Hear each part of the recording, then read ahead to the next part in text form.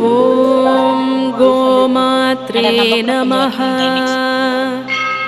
ॐ कृष्णवल्लभायै नमः। ॐ कृष्णायै नमः। ॐ कृष्णपारिजातायै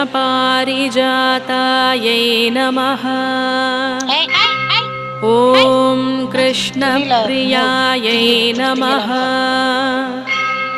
ॐ कृष्णरूपायै नमः।